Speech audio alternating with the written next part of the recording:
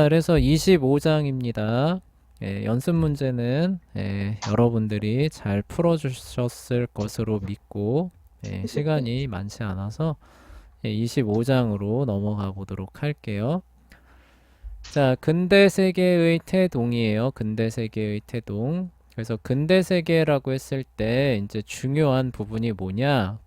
국가주의라고 하는, 그러니까 우리가 알고 있는 민족 국가라고 하는 개념이 드디어 이제 나타나기 시작했다는 거예요. 그래서 선생님이 여러 번 얘기했지만 중세 시대에는 프랑스에 사는 사람이라고 하더라도 우리가 프랑스 사람이라는 의식이 있다 그랬어요, 없다 그랬어요?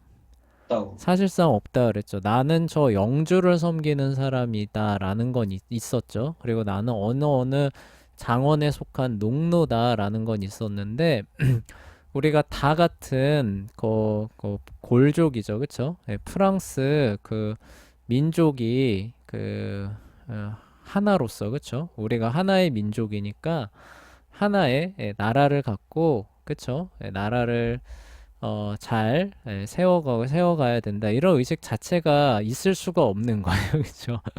네. 그러니까 사실상 옆나라나 마찬가지인 거죠, 그렇죠? 그리고 거기 있는 영주는 맨날 그 옛날 영주들 땅 따먹게 한다고 맨날 쳐들어오는 어떻게 보면 적이잖아요, 그렇죠? 네. 가장 잘 쳐들어오는 앤데 우리가 같은 민족이니까 힘을 합쳐서 뭘 하지 이런 게 나올 수가 당연히 없죠.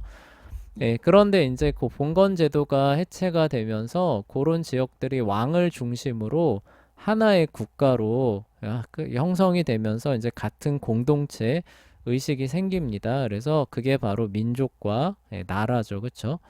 그런 부분들이 이제 생겨나면서 우리가 알고 있는 근대 세계가 태동을 하게 되는 거예요. 그래서 근대 민족 국가의 토대가 이렇게 해서 놓이기 시작합니다. 그래서 앞단원에서 얘기했던 것처럼 십자군 전쟁으로 인해서 무역의 증가, 그렇죠? 그래서 대도시의 형성, 그리고 많은 귀족의 죽음, 그쵸? 그 십자군 원정 가가지고 아무래도 많이들 목숨을 잃었죠. 그래서 중세 사회에 큰 변화를 일으킵니다.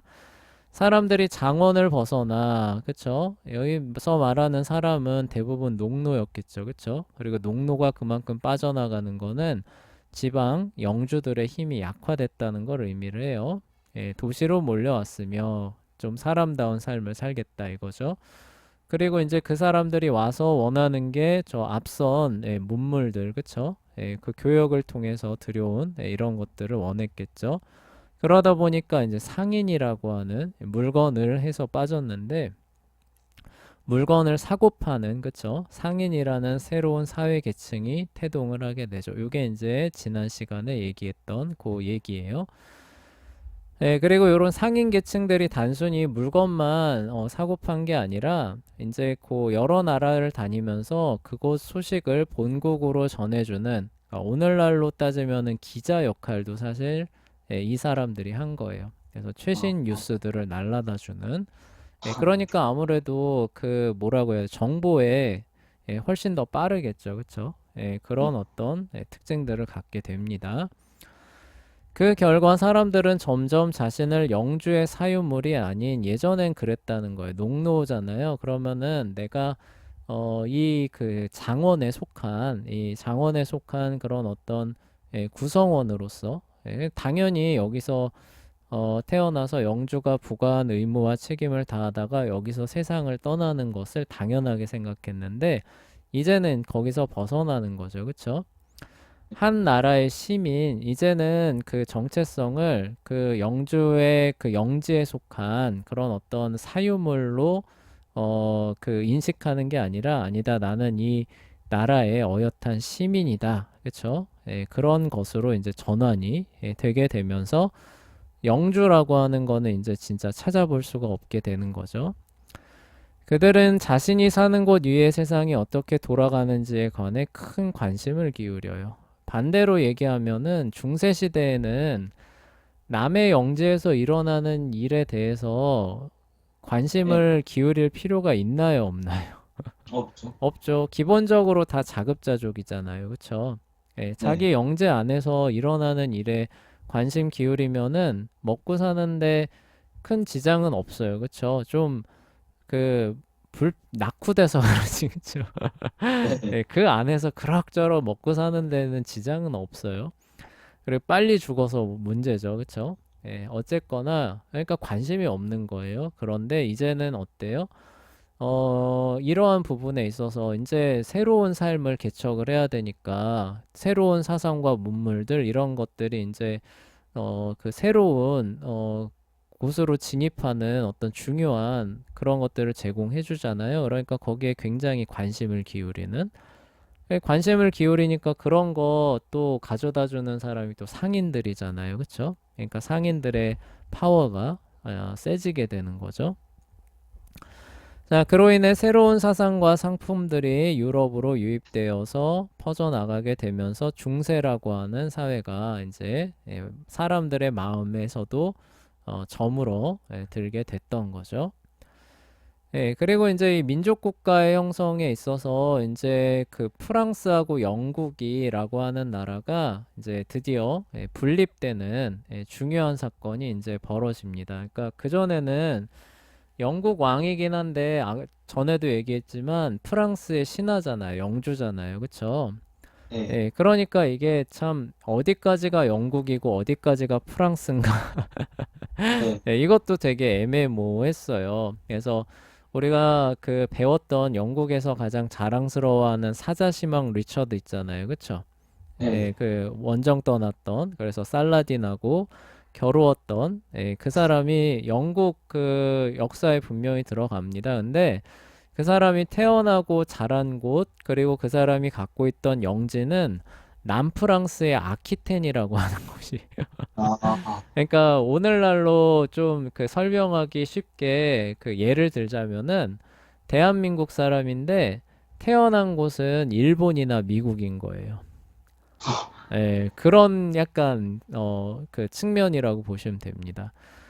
그러니까 거기에서 나고 자라던 사람이 영국 왕도 되고 그쵸? 예, 이제 네. 이런 상황이 되니까 이게 어디까지가 영국이고 어디까지가 프랑스냐 이게 항상 얽혀 있습니다. 그래서 프랑스 왕은 뭐예요? 그런 영국 그 왕의 영지를 어떻게든지 뺏어가지고 네. 자기 힘을 늘리려고 하고 필리프 2세하고 4세 때 그런 일들이 특히 많았죠. 그쵸?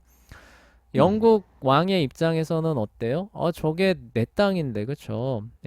그리고 한때는 프랑스에서 더 큰 영향력을 행사했잖아요. 그래서 이 영국 왕도 호시탐탐 이번 기회에 저기 그 다음에 이제 그 왕과 가게가 끊기면은 내가 프랑스 왕도 좀 해보자. 이런 네. 야심도 있는 상태였던 거죠. 하여간 그만큼 이제 관계가 복잡하게 얽혀 있었어요. 그래서 이제 그 얘기를 이제 여기서 하고 있는 겁니다. 영국 왕조는 프랑스 제후로서 영국을 정복한 노르망디공 윌리엄의 그 뿌리를 두고 있었고요.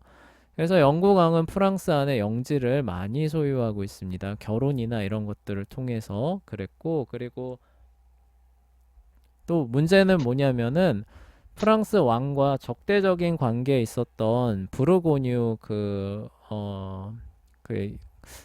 거기가 무슨 영인지 모르겠는데 하여간 부르고뉴가 있거든요. 프랑스 남부 쪽에 있어요. 그러다 보니까 이 부르고뉴가 항상 저기 그 프랑스 왕을 견제할 때 프랑스 북쪽에 있는 영국하고 또 손을 잡습니다. 아, 영국은 또 당연히 그게 이제 유리하니까 부르고뉴를 항상 꼬드기고 이제 손잡고 우리 프랑스 왕에 대항하자 이제 이런 상황이었어요. 자, 한창 때는 프랑스 영토의 절반이 넘을 정도로 많은 영지를 갖고 있었으므로 프랑스 왕에게 영국 왕보다 더 눈에 가신 존재는 없었죠. 그쵸? 근데 네. 이제 좋은 이유로, 실지왕 좋은 이유로 파워게임에서 프랑스 왕 쪽으로 상당히 많이 넘어간 그런 상태가 됐죠. 더구나 두 나라는 경제적으로도 깊이 얽혀 있었는데요. 방직 산업으로 유명했던 프랑스의 플랑드르 지방이에요. 플랜더스라고 얘기를 하죠, 영어로. 예, 플랜더스. 어. 플랜더스. 플랜더스를 이제 프랑스어로 읽으면 플랑드르예요, 플랑드르. 근데 플랜더스의 걔가 거기서 예, 나오죠. 예, 그 이제 그 만화가 배경으로 하고 있는 지방이 거기죠. 플랜더스, 플랑드르. 근데 이 지역이 요때 방직 산업으로 굉장히 유명했는데 방직 산업이 뭐냐면은 옷 만드는 거예요. 네. 근데 옷을 만들려면은 원료가 있어야겠죠. 그쵸? 네. 예, 근데 이 당시는 유럽에 면화가 있었을까요? 없었을까요? 없어. 없었어요. 네. 면화가 없다는 얘기는 뭐예요? 실의 원료가 우리가 지금 입고 있는 이런 게 아니었다는 뜻이죠. 그쵸? 네. 그래서 여기는 실의 원료를 뭘로 잡았냐면은 양털이에요, 양털. 네. 아, 양털을 가지고 실을 만들어서 옷을 만듭니다. 그러니까 기본적으로 어떤 옷이 나오겠어요? 우리가 흔히 아는 스웨터가 나오는 네. 예, 그래서 영국 사람들이 기본적으로 그 스웨터 이제 입고 다니는 그게 이제 스웨터가 좋기는 한데 예, 최악이 뭐냐면은 이 양모가 물을 잘 먹어요. 예, 네. 그래서 비가 내리면은 이게 완전 갑옷처럼 네. 예, 완전히 죽어나는 거예요. 그쵸? 근데 영국 하면 맨날 비 내리잖아요. 그쵸? 예, 그 영국 맨날 저기 뭐냐 햇볕 거의 안 나고 거의 구름 맨날 끼고 비 내리고 이런 거 아시죠? 네. 예, 그래서 영국 신사 그 대변하는 그림 보면 항상 우산 갖고 있잖아요. 그 뭐지? 그 예, 축구할 때도 보면 막 관중들이 네, 우산 와서 무비만 입고 막 네, 맞아요. 그랬던 이유가 이제 그런 건데, 양모로 스웨터를 만들어서 맨날 비 오는 지역에서 이제 생활하다 보니까 이게 맨날 이게 무겁고 더운, 예, 이거에서 이제 그 뭐라고 해야 되나? 이제 하여간 지긋지긋한 거죠. 그쵸? 근데 네. 그거보다 더 좋은 옷은 없었던 거죠. 근데 나중에 이제 그 면화죠. 그쵸? 인도나 이런 데서 면화가 들어와서 면직물이 나오니까 아까 말했던 것처럼 유럽 사람들이 눈이 띠용 나와. 네. 네. 우리가 입고 있는 이런 티셔츠 이런 거. 그쵸? 네. 이렇게 가볍고 시원하고 물에 젖어도 가벼운 네. 그 사람들한테 획기적인 옷이었던 거죠. 그쵸?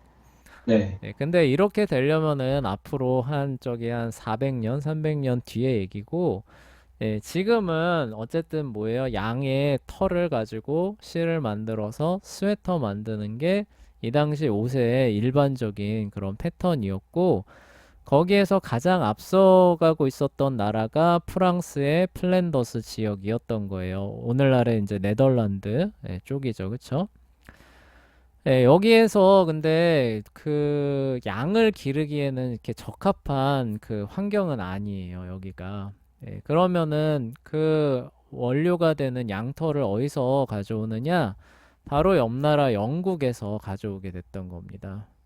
네. 영국 경제라고 하는 것도 영국도 뭐 이렇게 농사 지을 만한 그런 곳이 마땅치가 않아요. 산지가 워낙 많고, 햇볕도 많이 잘 안 들고 이러기 때문에 이런 어떤 뭐라고 해야 되나요? 하여간 이렇게 목축, 양이죠. 양치고, 그 다음에 광산, 그 다음에 특히 주석이 조금 유명했고요. 그 다음에 배 있잖아요. 그쵸? 그 다음 금속, 그 다음에 배, 그 다음에 저기 뭐냐, 양모, 이런 것들이 영국 경제의 기본 상품이었던 거예요. 네.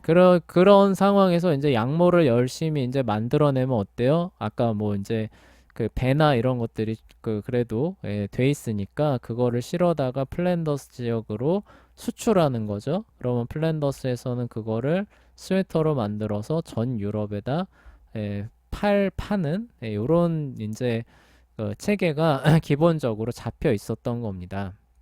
네. 그런데 이제 뭐냐면은 이제 아까 말했던 것과 같은 이제 분쟁이 일어나면서 이 프랑스 왕이 그 교역을 끊어버리겠다 이렇게 위협을 했어요. 네. 요즘 우리 뭐 여러분들 뉴스 보는지 모르겠지만 중국하고 미국하고 이렇게 저기 뭐냐 서로 이제 힘겨루게 하면서 뭐 수출 안 할 거야, 뭐 끊어버릴 거야, 뭐 이런 얘기 네. 들리시죠, 그쵸? 어, 예, 예. 네. 그래서 저희 뭐냐, 뭐 중국에서는 우리가 반도체 같은 거 만들 때 꼭 필요한 희토류가 지금 중국에서 거의 다 나오는데 이거 수출 안 해버릴 거야, 막 이러기도 하고, 그쵸? 예, 미국에서는 뭐예요? AI 그 발전시키는데 그 꼭 필요한 칩이 있는데 그거 수출 못하게 할 거야, 막 이러면서 아웅다웅 하고 있잖아요.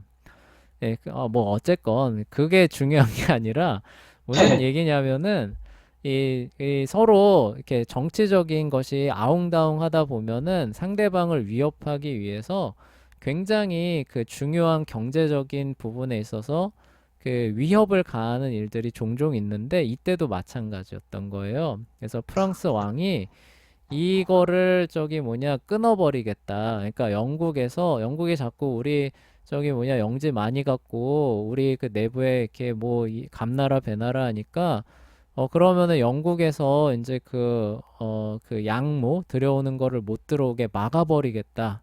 예, 이렇게 선언을 했던 거예요.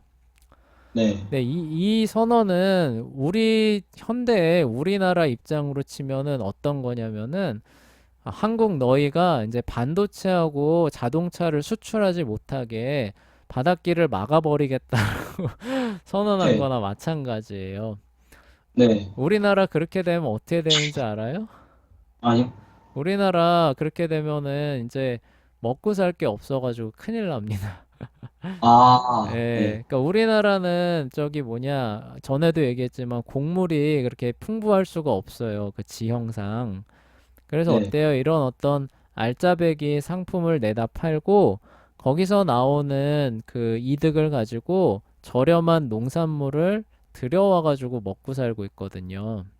네. 그럼 저렴한 농산물은 어디서 만들어지느냐? 우리 같은 조건을 갖고 있는 게 아니라 캐나다, 중국, 미국 뭐 이런 데처럼 진짜 뭐 하루 종일 평야가 펼쳐져 있는 그런 땅 있잖아요. 네. 그렇죠? 네. 예, 거기서 막 저기 막 드론 날려가지고 막 그 짓고 그다음에 호주 같이 막 뭐 거기에 뭐 그 선생님이 듣기로는 뭐 목장 하나가 우리나라 면적만큼 된다고 막 그런데 그 거기 목장 치는 사람이 뭐 한 열 몇 명밖에 안 된다고 뭐 그러니까 뭐 비용상으로는 이게 그 상대가 안 되는 거잖아요. 그쵸? 그러니까 네. 그런 지역에서 나오는 거를 우리가 그 가져다가 먹고 살고 있는데 영국도 약간 비슷한 거예요. 영국도 산지가 많고 농사가 그렇게 잘 되는 지역이 아니기 때문에 이런 것들을 수출을 해서 필요한 것들을 사와야 되는데 그 중에서 가장 중요한 수출품이었던 양모를 수출을 못하게 끊어버리겠다.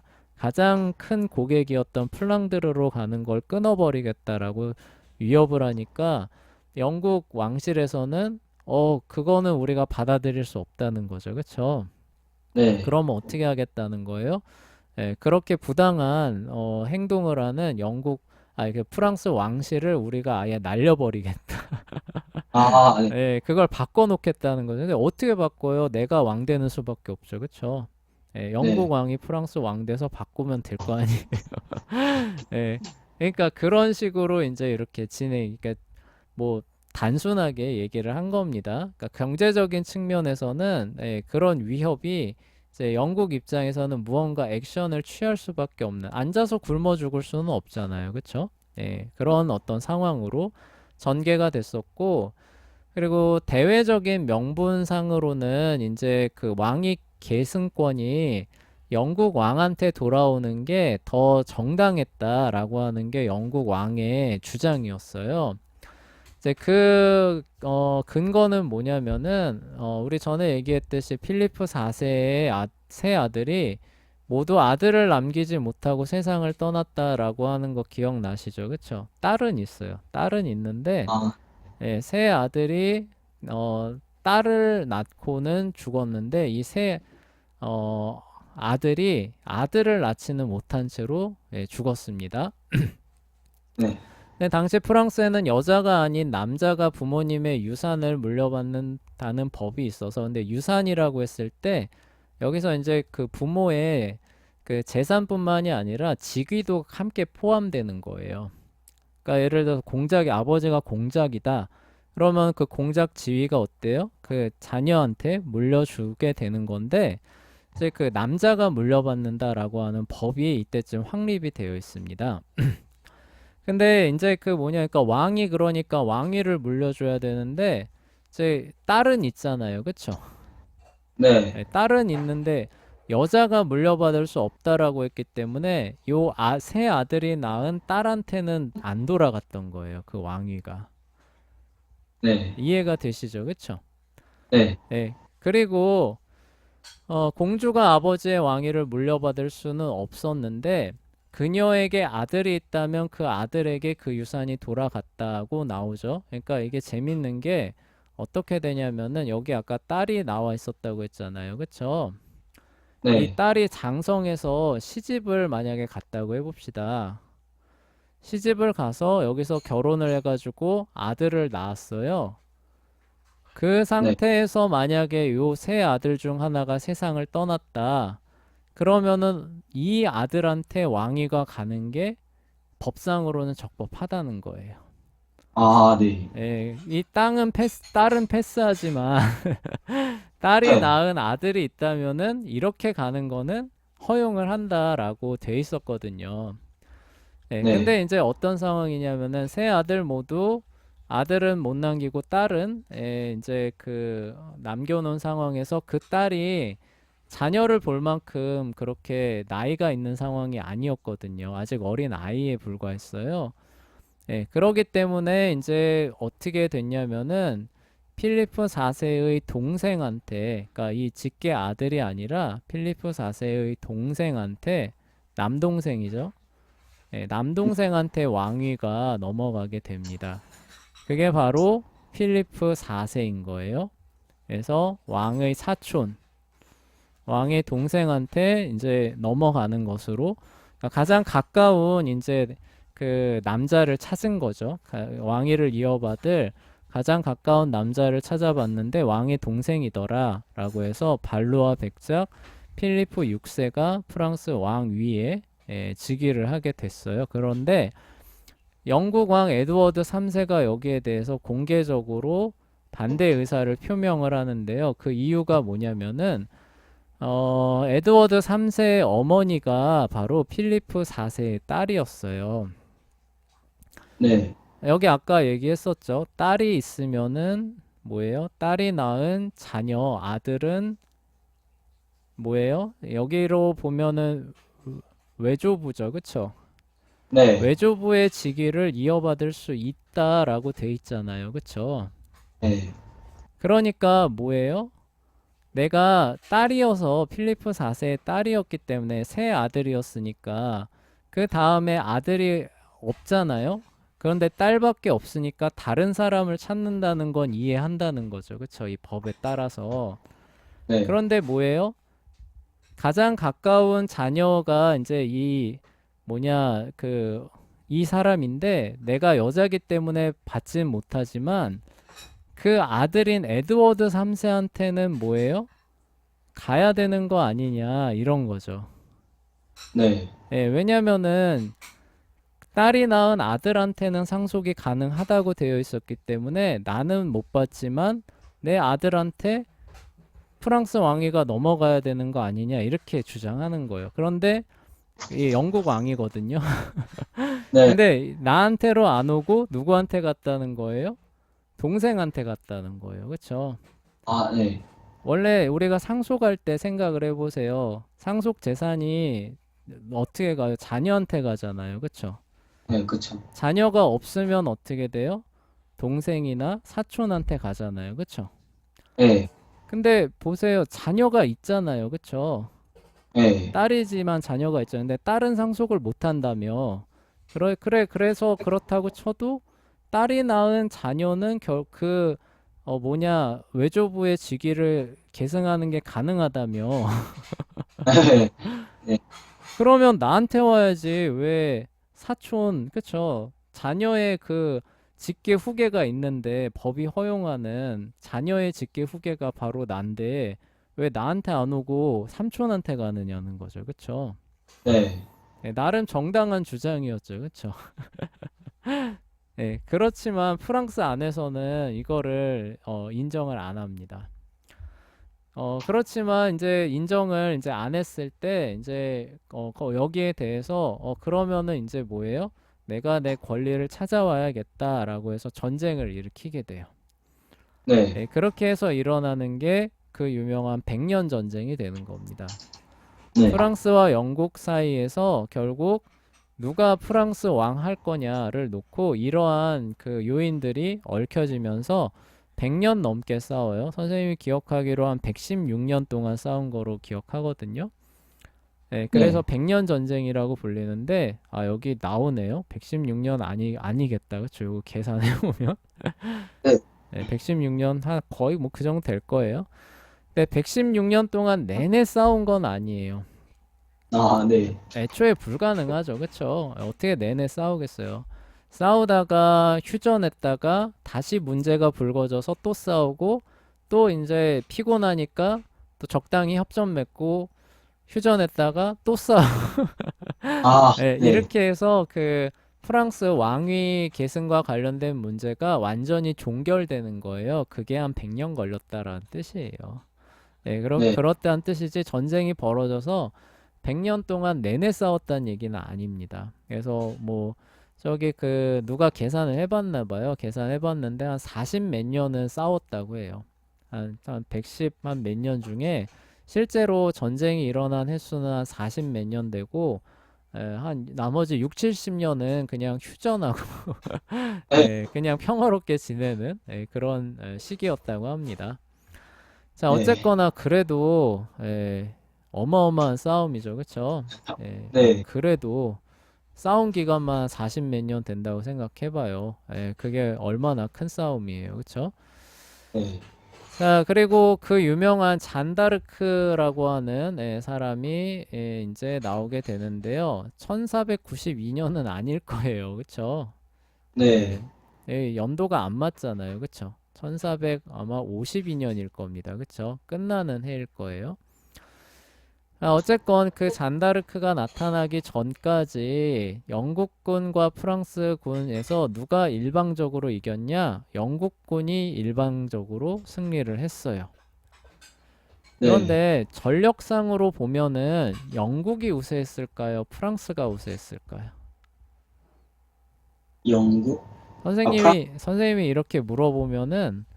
기본적으로 반대쪽을 가리키고 있겠죠. 아, 네, 전력상으로는 프랑스가 훨씬 강했습니다. 일단 인구 자체가 비교가 안 돼요. 프랑스의 인구하고 영국 인구하고 비교가 안 되기 때문에 동원할 수 있는 군대 숫자가 일단 비교 자체가 안 됩니다. 아, 그리고 프랑스 하면은 뭐가 떠올라요? 그 유명한 기사들의 나라잖아요. 그쵸? 아, 그렇죠. 예, 그러니까 이게 단순 전력상으로 보면은 영국하고 프랑스하고 전면으로 붙는다라고 하면 영국이 이기기가 사실 어려워 보였거든요. 그런데 막상 전쟁이 벌어지니까 영국이 일방적으로 이겨죠. 아하, 예, 어, 어디서 이런 차이가 왔냐면은 이제 영국군의 주요 무기가 장궁이라고 하는 게 있어요. 네, 영어로 그냥 롱보우죠. 근데 여기서 롱보우라고 하니까 그냥 마치 우리 양궁 그 보듯이 이렇게 해가지고 쏘는 그런 것처럼 생겼을 거라고 생각하면 안 돼요. 네. 예, 이 장궁이라고 하는 게 그 활대 길이가 한 2m 가까이 됩니다. 아, 그러니까 사람 네, 키보다 더 커요. 그러니까 양궁은 그래도 이렇게 그 할 수 있잖아요. 근데 네, 이 장궁은 어떻게 하냐 이렇게 못 합니다. 이렇게 못 쏩니다. 네. 하늘을 보고 이렇게 당겨야 되는 거예요. 아, 네, 네, 하늘을 보고 한 45도나 뭐 60도로 보고 당기는 게 장궁. 그러면은 끝이 뭐예요? 거의 땅에 닿는 거죠. 네, 예, 그러면은 이제 어떻게 화살이 날아가게 되냐면은 직사로 날아가는 게 아니라 하늘을 이렇게 날아가가지고 이렇게 날아가서 명중시키는 이런 무기가 장궁이었는데 이게 활대 길이가 2m 가까이 되는 거를 있는 대로 당겨가지고 쏘니까 이게 어마어마한 관통력을 자랑하는 그런 무기였던 거예요. 네, 근데 영국 그 군대가 이게 이제 주력이었는데 이거를 몰랐어요. 프랑스 사람들이. 네, 프랑스 사람들은 주력이 뭐예요? 아까 말했던 것처럼 기사였잖아요. 그쵸? 네, 기사는 뭐예요? 말 타고, 그쵸? 갑옷 네, 입고, 그 네. 렌스 있잖아요. 그쵸? 렌스 들고, 두구두구두구두구 하면, 네, 상대방 진영, 이렇게 막 돌파하고 나가는 이런 거잖아요. 그쵸? 네, 그런데 이 영국이 이제 그 싸움을 걸었을 때 이러한 사실을 잘 알고 전략을 잘 씁니다. 이 네, 프랑스는 저기 전쟁 벌어지면은 반드시 이렇게 해가지고 밀집 대응으로 해서 이렇게 우리 진영을 돌파하러 올 것이다. 이렇게 딱 간파를 해요. 네. 그래서 어떻게 하냐면은 높은 고지대에 미리 포진을 해놓고 여기 오는 길은 또 이렇게 좁아요. 네, 요런 데 이렇게 해놓고 여기 오는 길에 또 이런 장애물을 이렇게 설치해 놓습니다.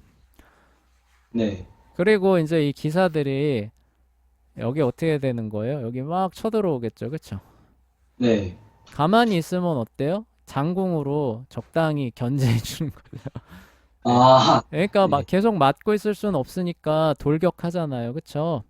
네. 그러면 어떻게 되는 거예요? 여기다가 그냥 집중 사격을 가하는 거죠. 네. 그러면 여기서 그냥 떼죽음 당하는. 아, 네, 이런 식으로 해가지고 분리했던 전력을 여러 번 뒤집어 엎고 상대방 전력을 거의 전멸시켜 버립니다. 네, 그래서 이 장궁병과 그 장궁 전술이죠. 장궁병을 활용한 전술에 정확하게 어떻게 보면 저격을 당한 거예요. 프랑스의 돌격 전술이. 네, 근데 전쟁이 그렇게 진행될 거라고는 예상을 못했던 거죠. 그러다가 해서 참패를 당합니다. 크레시, 푸아티에, 아젠쿠르 이런 데서 다 이거 대패예요, 대패. 그래서 네, 심지어 푸아티에 전투로 기억하는데 여기에서는 왕이 생포되기까지 했대요. 네, 프랑스 왕이 생포되기까지 하는 대패를 거두게 됩니다. 그래서 이제 그 이후로 이제 계속 뭐 옥신각신한 거예요. 그래서 뭐 협정도 맺어지고 뭐 또 휴전기 거쳤다가 다시 아, 또 네, 전쟁이 벌어지고 이제 이렇게 하다가 샤를 7세 이제 시대가 되는데 샤를 7세가 이제 요때에서 이제 아버지가 이제 세상을 떠나면서 왕위를 계승을 해야 되는데 이제 그 영국 근해에 막혀가지고 대관식이 그를 해야 되는 랭스라고 하는 지역에 갈 수가 없는 거예요. 그러니까 그 네, 가는 길목이 막혀가지고 이런 상태가 되니까 이제 그 왕을 위해서 기사들이나 영주들을 동원해야 되는데 동원할 수 있는 왕이 지금 아직 대관식을 못 치른 상태잖아요. 네, 그래서 더 흐지부지가 되고, 그리고 이제 프랑스 내부에서도 이 샤를 7세 제끼고, 특히 부르고뉴 같은 사람들이 이제 네, 그 영국 왕을 이제 우리의 왕으로 해서 이제 전쟁을 좀 끝내볼까 하고 있는 이런 상황이었어요. 그래서 네, 샤를 7세가 이제 굉장히 어려운 그런 상황이었는데, 그래서 여기 부르고뉴 공작이 영국 편 들고 있는 그거예요. 근데 이제 갑자기 이때 그 유명한 잔다르크가 이제 나타납니다. 그래서 뭐 프랑스를 구하라는 신의 계시를 받았다라고 하면서 아무도 나가서 안 싸우려 그러는데 혼자 여자가 흰색 갑옷을 입고 네, 아까 우리 장궁 봤잖아요. 그쵸? 잘못하면 네, 죽는 거예요. 근데 거기를 기사들을 오히려 이끌고 나아가서 막 돌파를 하고 이러면서 그 네. 사람들의 사기를 그리고 그 구심점이 네. 되어줍니다. 네. 아마도 그랬을 거예요. 야, 저 시골에 저 젊은 처녀도 저렇게 두려움 없이 영국군을 무찌르는데 아이 남자가 아, 돼가지고 네, 아마 다들 그랬을 것 같아요. 그래서 이때 이제 갑자기 사기 충천을 하면서 전황이 뒤집히기 시작하는데 또 단순히 사기만으로 가능하지 않았었던 이유가 뭐냐면은 이 장궁이라고 하는 게 아까 말했던 것처럼 2m가 넘는 그런 큰 그 활이었기 때문에 이거를 제대로 마스터한다는 게 생각보다 쉬운 일이 아니었던 거예요. 근데 네, 전쟁이 길어지다 보니까 한 사람 한 사람씩 전사하는 사람들이 생기겠죠. 네, 그런데 이 사람들을 그 정도 숙련도가 있는 사람으로 바꿔서 계속 교체해서 전력을 유지한다는 게 생각보다 쉽지가 않았던 겁니다. 네, 예, 그래서 영국군의 전력도 조금 조금씩 저기 갉아먹고 있는 그런 상황이었고, 그리고 결정적으로 백년 전쟁 마무리할 때쯤이 되면은 이제는 이 활로 쏘는 것보다 훨씬 더 좋은 무기가 나오기 시작하는데 그게 바로 총하고 대포예요. 네, 예, 총하고 대포가 훨씬 더 네, 강력한 거잖아요. 그래서 장궁의 그 장점을 무력화시키기 시작합니다. 네, 예, 그러니까 장궁보다 훨씬 더 긴 사거리에서 대포를 날려버리면 네, 예, 그냥 그 주변이 펑 하고 날아가잖아요. 그쵸? 예, 네, 그래서 이제 그런 장궁의 이제 그 장점이 점점점 사라지는 그런 과정 가운데서 갑자기 이런 그 신의 계시를 받았다라고 하는 기사가 나와가지고 전쟁을 휩쓸고 다니니까 프랑스 사람들이 이제 갑자기 기가 확 살아가지고 이제 막 두려움 없이 말 타고 네, 돌진 막 이제 이렇게 하게 되는 거예요. 그리고 그게 또 먹혀들게 됩니다. 예, 그래서 이제 뭐 오를레안 같은 데도 구하고 랭스로 가는 길을 열어서 샤를 7세가 대관식을 치를 수 있게 해줘요. 그러니까 정식 왕이 되니까 이제는 뭐예요? 왕을 중심으로 해서 프랑스 영주 기사단이 다시 뭉치는 거죠. 그쵸? 네, 예, 그리고 이제 영국은 아까 말했던 것처럼 주 전력이 사실 그걸로 버텼던 거잖아요. 예, 그 원래 전력이 좀 약한데 그 장궁에 가공할 만한 위력을 가지고 버티던 건데 장궁대를 계속 유지하는 부분이 숙련도 때문에 어려운 데다가 거기에보다 더 뛰어난 성능을 자랑하는 대포나 총과 같은 것들이 나왔기 때문에 장궁의 그런 이점도 사라지는 겁니다. 그러니까 이제 뭐예요? 전력으로 밀어붙이면은 밀리는 거죠. 네, 예, 거기다가 이제 예전에는 두려워하고 싸우려고도 하려는 의지도 없었던 프랑스 군대를 잔다르크가 나타나서 그 의지를 불어넣어주고 그리고 샤를 7세라고 하는 또 구심점이 생겨나면서 아 그래 우리 그 싸우자 왕을 위해서 싸우자라고 하면서 프랑스 전역이 힘을 합쳐서 전력이 이제 한꺼번에 몰려오니까 영국이 감당을 할 수 없게 된 거죠. 그래서 이제 네, 결국 영국이 칼레라고 하는 도시를 제외하고는 프랑스 지역 전역을 다 잃어버리게 됩니다. 백년 아, 전쟁이 끝나고. 그러니까 네, 이제 프랑스하고 영국이라고 하는 국경이 드디어 정리가 된 거예요. 아, 영국은 브리튼 섬, 그렇죠? 프랑스는 그 밑에 갈리아 전역 해서 두 개의 나라로 형성될 수 있는 그 사건이 이제 이렇게 정리가 되는 거죠. 그전에는 네, 어디까지가 영국이고 어디까지가 프랑스야 이렇게 했는데 이제는 요 전쟁의 결과로 그 국경선이 확립이 됐던 거예요. 네, 영국은 섬, 그렇죠? 프랑스는 대륙 이렇게 딱 갈라지게 됐던 것이고 그리고 이제 요 과정 가운데서 이제 그 왕을 중심으로 하는 그 민족 국가가 생겨날 수 있는 그런 토대가 마련이 됐어요. 왜냐하면은 왕을 위해서 한 100년 동안 싸웠던 거잖아요. 그쵸? 영주가 네, 아니라. 그러다 보니까 이제 왕을 중심으로 우리가 하나의 프랑스인이다. 그쵸? 그리고 영국 쟤네들은 쳐들어온 다른 민족이다, 다른 국가다 이런 어떤 부분들이 형성이 되고요.